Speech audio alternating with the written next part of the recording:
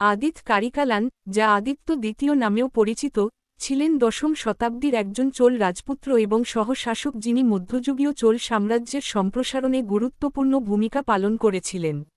সুন্দর চোল পরান্তক দ্বিতীয় এর জ্যেষ্ঠ পুত্র এবং কিংবদন্তি রাজারাজ চোল প্রথমের বড় ভাই হিসেবে, তিনি অকাল হত্যার আগে পাণ্ড্যদের বিরুদ্ধে দ্রুত সামরিক বিজয় অর্জনের জন্য সর্বাধিক পরিচিত।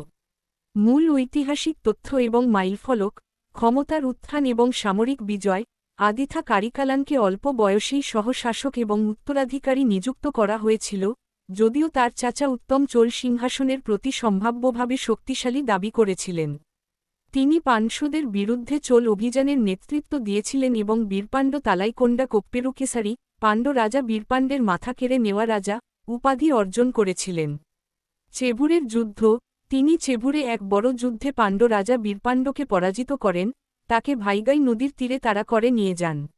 প্রশাসন, তাকে একজন সাহসী যোদ্ধা এবং সক্রিয় প্রশাসক হিসেবে বিবেচনা করা হতো। নথিপত্র থেকে জানা যায় যে তিনি সাম্রাজ্যের উত্তরাঞ্চলের প্রশাসনের সাথে জড়িত ছিলেন। কিছু প্রত্নতাত্ত্বিকের মতে, তিনি সম্ভবত ওই অঞ্চলগুলিতে পার্থিবেন্দ্র পল্লবন নামে পরিচিত ছিলেন। হত্যাকাণ্ড, আদিথা কারিকালানকে ৯৭১ খ্রিস্টাব্দের দিকে হত্যা করা হয়েছিল, যা তামিল ইতিহাসের প্রাচীনতম রহস্যগুলির মধ্যে একটি বলে বিবেচিত হয়। ঘাতকরা, তামিলনাড়ুর আনন্দেশ্বর মন্দিরে উদয়ারকুড়ি পাথরের শিলালিপি অনুসারে, হত্যাকারীরা ছিলেন সোমেন সাম্বাবন, রবিদাসন ওরফে পঞ্চবন ব্রহ্মাধিরাজন, পরমেশ্বরন ওরফে ইরুমুদিচোজা ব্রহ্মাধিরাজন এবং মালায়ানুরান। পরিণতি, এই হত্যাকাণ্ডের ফলে রাজনৈতিকভাবে একটি উল্লেখযোগ্য শূন্যতা তৈরি হয়, যার ফলে তার কাকা উত্তম চোল তার ছোট ভাই প্রথম রাজরাজের পরিবর্তে সিংহাসনে বসেন।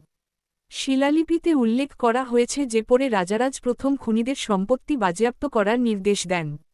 সাহিত্য বনাম ইতিহাস। কল্কি কৃষ্ণমূর্তি জনপ্রিয় উপন্যাস পন্নিয়িন সেলভান আদিথা কারিকালানকে তার অতীত কর্মকাণ্ডের দ্বারা আচ্ছন্ন এবং রহস্যময় নন্দিনীর প্রতি তার ভালোবাসার দ্বারা ধ্বংসপ্রাপ্ত একজন নির্যাতিত আত্মা হিসেবে চিত্রিত করা হয়েছে।